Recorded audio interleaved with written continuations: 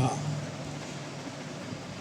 मैं doctor B R Lal Soni, assistant professor ABST राजकीय महाविद्यालय बाड़मेर।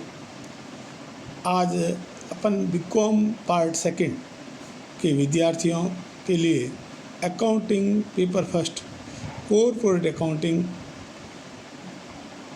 का टॉपिक यूनिट फर्स्ट में ऋण पत्रों के निर्गमन की प्रविष्टियाँ।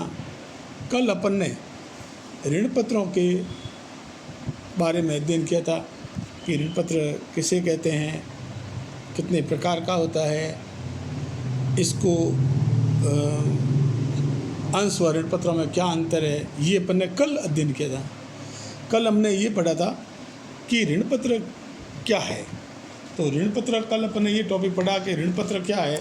तो कल अपन ने ऋण पत्रों के बारे में ये पढ़ा कि ऋण पत्र एक ऐसा ऋण का डॉक्यूमेंट है जो निर्गमन की शर्तों पर डिपेंड होता है, सुरक्षित भी हो सकता है, असुरक्षित भी हो सकता है, जिसपे कंपनी की सार मुद्रा होती है, एक ऋण का प्रमाण पत्र है।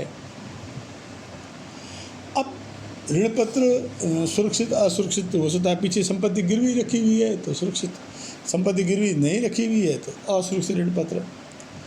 अब कल अपने ये भी पढ़ा और कल ऋण पत्रों के प्रकार भी पढ़े थे कि रजिस्टर्ड डिबेंचर होते हैं, वाहक डिबेंचर होते हैं, सुरक्षित डिबेंचर होते हैं, असुरक्षित होते हैं, परिवर्तनशील ऋण पत्र होते हैं, अशोध्य ऋण पत्र, फर्स्ट ऋण पत्र, सेकंड ऋण पत्र, इस प्रकार 9 डिबेंचर मुख्य प्रकार अपन ने कल पढ़े थे। फिर अपन ने ऋण व अंश पत्र में अंतर भी पढ़ा था। अंश व ऋण पत्रों में ये अंतर पड़ा था कि अंशधारी कंपनी के मालिक होते हैं, जबकि ऋण पत्रधारी ऋणदाता होते हैं, लोन देने वाले होते हैं। अंशों पर हर साल ब्याज मिलता है, अंशों पर हर साल लाभांश मिलता है, ऋण पत्रों पर हर साल ब्याज मिलता है। चूँकि अंशधारी कंपनी के मालिक होते हैं, उनको कंपनी की सभा में मत देने का अधिकार होता है, वोटिंग पावर होती है, ऋण पत्रधारियों को नहीं होती है। फिर अपन ने ये पढ़ा कि भाई ऋण पत्र जब ये कंपनी का लिक्विडेशन होगा, समापन होगा, तो पहले भुगतान अंशों वालों को होगा और उसके बाद ऋण पत्रधारियों को भुगतान होगा। ये अपन ने कल ऋण पत्रों में पढ़ा। ये पहली यूनिट है, कॉर्पोरेट अकाउंटिंग की पहली यूनिट है, ऋण पत्रों का निर्गमन एवं शोधन वाला एक पहला यूनिट है। उसमें ऋण पत्रों का निर्गमन, कल अपन ने ऋण पत्र के बारे में पढ़ा। अब उसी ऋण पत्र को आगे, पहली यूनिट को आगे बढ़ाएं तो ऋण पत्र का निर्गमन कैसे हो सकता है, कंपनी ऋण पत्र इशू करती है तो किस प्रकार कर सकती है। मुख्य रूप से ऋण पत्र 3 प्रकार से इशू किया जा सकता है। एक है सम मूल्य पर, एट पार, सम मूल्य पर, एट प्रीमियम पर, एट डिस्काउंट, बट्टे पर। अब सम मूल्य का मतलब क्या हुआ, माना कि एक ऋण पत्र है, 100 रुपये का ऋण पत्र है और वही ऋण पत्र 100 रुपये में इश्यू कर दिया जाए तो ये एट पार कहलाएगा, सम मूल्य पे कहलाएगा। यानी कि जो अंकित मूल्य है उसी मूल्य पर कंपनी इश्यू करती है तो एट पार हुआ। अब एट प्रीमियम, अब माना कि ऋण पत्र वो 100 रुपये का है, अंकित मूल्य से ज़्यादा पैसा में इशू करती है, कंपनी ने ऋण पत्र 100 रुपये की जगह 110 रुपये इशू किया। अब 10 रुपये जो ज़्यादा है, अंकित मूल्य से ज़्यादा है, वो प्रीमियम कहलाएगा, एट प्रीमियम। तीसरा है एट डिस्काउंट। एट डिस्काउंट का मतलब ऋण पत्रों का निर्गमन अंकित मूल्य से भी कम पर यदि किया जाता है तो एट डिस्काउंट कहलाएगा। अब बट्टे पर निर्गमन का मतलब हुआ 100 रुपये का डिबेंचर है और माना कि 55 रुपये में इश्यू किया जाए तो 5 रुपये जो कंपनी ने 100 रुपये के डिबेंचर के 5 रुपये कम लिए हैं, ये कम बट्टे पर निर्गमन कहलाएगा।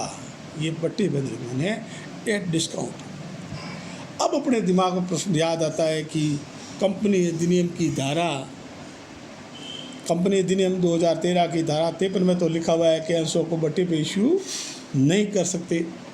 ये बात सही है। कंपनी अधिनियम 2013 की धारा 53 में अंशों को बट्टे पर निर्गमन नहीं कर सकते, ये निषेध है। लेकिन ये धारा ऋण पत्रों पर लागू नहीं होती है। इसका मतलब ये हुआ कि ऋण पत्रों को बट्टे पे इशू किया जा सकता है और इस पे ये धारा 53 लागू नहीं होगी।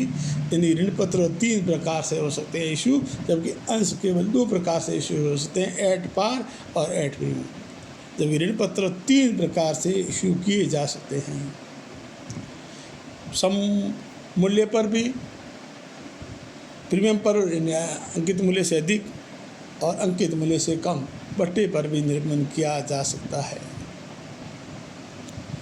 अब ऋण पत्र का जो इशू प्राइस है, निर्गमन मूल्य, वो कंपनी चाहे तो एक साथ ले सकती है, कंपनी चाहे तो किस्तों में भी ले सकती है, किस्तों में वसूल कर सकती है। यदि ऋण पत्रों का निर्गमन एक साथ लेती है, 100 रुपये का ऋण पत्र है, कंपनी चाहे तो एक साथ 100 रुपये पूरे मांग ले, कंपनी चाहे तो ऑन एप्लीकेशन पर 20 रुपये, ऑन अलॉटमेंट पर माना कि 30 रुपये, ऑन फर्स्ट कॉल पर 25 रुपये और फाइनल कॉल पर 25 रुपये कर सकती है। ये निर्गमन किस्तों में कहलाता है और लमसम एक साथ और किस्तों में अलग अलग किया जा सकता है। अब रही बात अंशों के निर्गमन फोर कैश हो सकता है, रोकड़ में हो सकता है, अन्य प्रतिफल के बदले में हो सकता है और समर्थक प्रतिभूति के रूप में या एज ए कोलेटरल सिक्योरिटी के रूप में, for cash, other than cash, as a collateral security. अब निर्गमन फॉर कैश का मतलब कंपनी को पैसों की जरूरत है तो ऋण पत्र इशू कर दे और बदले में पैसे आ जाएंगे। अब किस्त भले इन कैश भले लमसम हो चाहे किस्तों में हो, चल सकती है। अदर देन कैश का मतलब ये हुआ कि कंपनी किसी वेंडर से कोई एसेट्स खरीद ले और वेंडर को कैश ना देकर उसकी जगह डिबेंचर दे दे। एसेट्स खरीद ली, भाई एसेट्स खरीदी, मशीन खरीदी सपोज, तो मशीन अकाउंट दिया टू वेंडर। अब वेंडर को डिबेंचर दे दो तो वेंडर अकाउंट दिया टू डिबेंचर। तो कंपनी अदर देन कैश का मतलब कंपनी रोकड़ के अलावा अन्य प्रतिफल के बदले में भी डिबेंचर इश्यू कर सकती है, कैश का जरूरी नहीं है।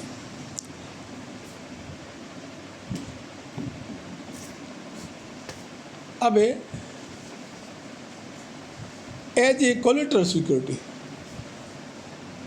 एज ए कोलेटरल सिक्योरिटी का मतलब कंपनी बैंक से लोन लिया, समर्थक ऋणाधार के रूप में बैंक से लोन लिया, बैंक ने कोई संपत्ति गिरवी रखी, जैसे मकान गिरवी रख दिया, बिल्डिंग गिरवी रख दी, बैंक को लगता है कि नहीं अन्य और भी संपत्ति गिरवी रखो, तो उसके अलावा भी ऋण पत्र गिरवी रख सकती है। वो हुई समर्थक ऋणाधार। समर्थक ऋणाधार मतलब सपोर्ट है, सेकेंडरी प्रतिभूति के रूप में मेन संपत्ति भी गिरवी रखी और साथ में सहायक रूप से ऋण पत्र भी गिरवी रखती है। अब जो बैंक को जो ऋण पत्र गिरवी रखेंगे एज ए कोलेटरल सिक्योरिटी पे, उस पर हर साल ब्याज नहीं देना पड़ेगा, वो एज ए कंपनी के पास पड़े गिरवी रखे हुए। अब फॉर कैश हो गया क्लियर कि कैश में रोकड़ में बेचे, संपत्ति के बदले में भी इश्यू कर सकती है, चाहे तो संपत्ति के बदले में इश्यू कर दे, कंपनी चाहे तो एज ए कोलेटरल सिक्योरिटी कोई बैंक से लोन वगैरह ले और उसकी संपत्ति तो गिरवी है और साइड में ये भी गिरवी डिबेंचर भी गिरवी रख दे एज ए कोलेटरल सिक्योरिटी। अब इसके बाद में जब फोरकास्ट कर दिए तो भुगतान लमसम में भी ले सकती है और अपन ने पढ़ा कि इन कैश इन इंस्टॉलमेंट भी ले सकती है। जब लमसम भुगतान प्राप्त करेगी तो कुछ प्रविष्टियाँ हैं, वो प्रविष्टियाँ हैं कि भाई लमसम भुगतान मैंने एक साथ 100 रुपये का डिबेंचर है तो कंपनी 100 रुपये पूरे ले ले, 1000 रुपये डिबेंचर है 1000 पूरे ले ले।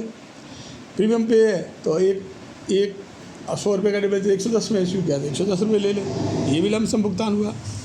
डिस्काउंट पे है 100 रुपये का 95 में इशू किया तो 95 ले ले। तो एक साथ पैसे मांगती है, वो हुआ डिबेंचर का लमसम पेमेंट। अब लमसम पेमेंट पे क्या प्रविष्टि की जाए, लमसम पे क्या प्रविष्टि करें, तो सबसे पहले प्रोस्पेक्ट निकालेगी तो जनता से आवेदन की राशि प्राप्त होगी। जैसे ही आवेदन की राशि प्राप्त होगी वो एंट्री करेगी बैंक अकाउंट या to debenture application and allotment. Bank account DR का मतलब हुआ कि जो भी पैसा आएगा वो बैंक अकाउंट में जमा हो जाएगा। और बैंक अकाउंट व्यक्तिगत खाता है, एप्लीकेशन अकाउंट भी व्यक्तिगत है। तो पाने वाला कौन? बैंक, इसलिए पाने वाला डेबिट द रिसीवर और क्रेडिट द गिवर। तो देने पाने वाला कौन? बैंक अकाउंट डीआर, बैंक में पैसे जमा हो गए। और देने वाले डिबेंचर एप्लीकेशन एंड अलॉटमेंट का मतलब आगे और किस्तें नहीं है, केवल एप्लीकेशन अकाउंट आता नहीं तो इसका मतलब आगे अलॉटमेंट भी होगा, फर्स्ट कॉल भी होगा, सेकंड कॉल भी हो सकता है। अब डिबेंचर एप्लीकेशन एंड अलॉटमेंट लिख लिया, बैंक अकाउंट या to debenture application and allotment का मतलब ये पैसा एक साथ आवेदन पर राशि प्राप्त हो गई। अब जिस दिन डेट ऑफ अलॉटमेंट आएगा, अलॉटमेंट प्राप्त होगा तो आवेदन की राशि ऋण पत्र खाते में ट्रांसफ़र हो जाएगी। ये ऋण डेट ऑफ अलॉटमेंट के दिन ऋण पत्रों के आवंटन पर। अब ऋण पत्रों के आवंटन पर क्या प्रविष्टि की जाए, तो जो एप्लीकेशन अकाउंट है वो डिबेंचर अकाउंट में ट्रांसफ़र हो जाएगा। तो डिबेंचर एप्लीकेशन एंड अलॉटमेंट जो CR है वो हो जाएगा debit debenture application and allotment account DR to debenture account. तो डिबेंचर अकाउंट जो पहले DR था अब CR हो गया, पहले CR था वो DR हो गया, कैंसिल हो गया, उसका पैसा ट्रांसफ़र हो गया और डिबेंचर अकाउंट में आ गया। इस डिबेंचर CR है, ये हमारी लायबिलिटीज है, बैलेंस शीट के लायबिलिटीज हो जाएगा। अब इसमें यदि सम मूल्य पे है तब तो एक ही एंट्री हुई, debenture application and allotment account DR। अब यदि डिस्काउंट पे है, 100 रुपये का डिबेंचर है, 95 में इशू कर दिया, 5 रुपये कम हुए, डिस्काउंट है तो समस्त हानियों को डेबिट करो तो डिस्काउंट अकाउंट DR होगा। तो एंट्री हो जाएगी debenture application and allotment account DR, discount on issue of debenture account, ये भी DR क्योंकि हानि है और टू डिबेंचर है। मैंने एंट्री तीनों की साथ कर दी और पास में लिख लिया यदि हो तो, डिस्काउंट हो तो। अब सपोज डिस्काउंट नहीं है, प्रीमियम पे है, तो प्रीमियम तो लाभ है, तो लाभ तो DR तो होगा नहीं, समस्त लाभ CR होते हैं। अब सिक्योरिटी प्रीमियम क्या हो जाएगा? CR हो जाएगा। एंट्री बन जाएगी debenture application and allotment account DR, discount on issue of debenture यदि हो तो, टू डिबेंचर अकाउंट और टू सिक्योरिटी प्रीमियम। अब डिस्काउंट और सिक्योरिटी प्रीमियम दोनों में से एक आएगा और सम मूल्य पे है तो नहीं भी आएगा, सिर्फ सिंपल एंट्री हो जाएगी debenture application and allotment account DR to debenture account, ये एट पार की एंट्री हुई। अब यदि मान लो डिस्काउंट पे है तो सिक्योरिटी प्रीमियम 2 में नहीं आएगा, debenture application and allotment account DR, discount on issue of debenture account to debenture. अब मान लो सिक्योरिटी प्रीमियम पे है तो debenture application and allotment account DR to debenture और टू सिक्योरिटी प्रीमियम CR हो जाएगा। तो 2 CR में जाएंगे। ये 3 एंट्री में से लास्ट एंट्री में डिस्काउंट अकाउंट भी आ सकता है तो DR में आएगा, सिक्योरिटी प्रीमियम आएगा तो CR में आएगा, सम मूल्य पे होगा तो डिस्काउंट अकाउंट भी नहीं आएगा और सिक्योरिटी प्रीमियम भी नहीं आएगा। तो आज अपन ने कल जो डिबेंचर का अर्थ है, प्रकार है और अंश व ऋण पत्रों में क्या अंतर, ये पढ़ा था। आज अपन ने पढ़ा कि ऋण पत्रों का निर्गमन कैसे हो सकता है, एट पार पे हो सकता है, एट डिस्काउंट पे भी हो सकता है, बट्टे भी हो सकता है। ऋण पत्रों पर धारा 53 लागू नहीं होती, धारा 53 के प्रावधान लागू नहीं हो सकते। इसका मतलब अंशों को बट्टे में नहीं कर सकते, लेकिन ऋण पत्रों को बट्टे में कर सकते हैं। ऋण पत्रों का निर्गमन मूल्य लंप सम ले सकती है, कंपनी चाहे तो किस्तों में भी ले सकती है। ऋण पत्र फोर कैश हो सकता है, अदर देन कैश हो सकता है, एज ए कोलेटरल सिक्योरिटी हो सकती है। यदि फोर कैश है और लंप सम पेमेंट है तो आवेदन की राशि प्राप्त होने की एंट्री, पहले आवेदन की राशि प्राप्त होएगी तो पैसा आया बैंक में, बैंक पाने वाला है तो बैंक अकाउंट ER, और देने वाला कौन है, डिबेंचर एप्लीकेशन एंड अलॉटमेंट। इसका मतलब एक साथ पैसा एप्लीकेशन का प्राप्त हो गया। अब यही पैसा एप्लीकेशन का डिबेंचर अकाउंट में जाएगा। डिबेंचर कैपिटल तो है नहीं, लोन है, तो एंट्री जाएगी डिबेंचर एप्लीकेशन अकाउंट DR, पहले CR था अब DR हो जाएगा, तो ये अकाउंट ख़त्म। Discount on issue of debenture यदि हो तो डिस्काउंट पे है तो टू डिबेंचर अकाउंट तो आएगा ही। टू सिक्योरिटी प्रीमियम यदि हो तो, यानी कि प्रीमियम पे है तो सिक्योरिटी प्रीमियम CR हो जाएगा, और यदि डिस्काउंट है तो DR में हो जाएगा।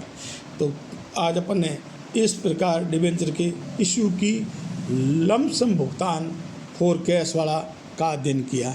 कल अपन इससे आगे अध्ययन करेंगे। थैंक्स।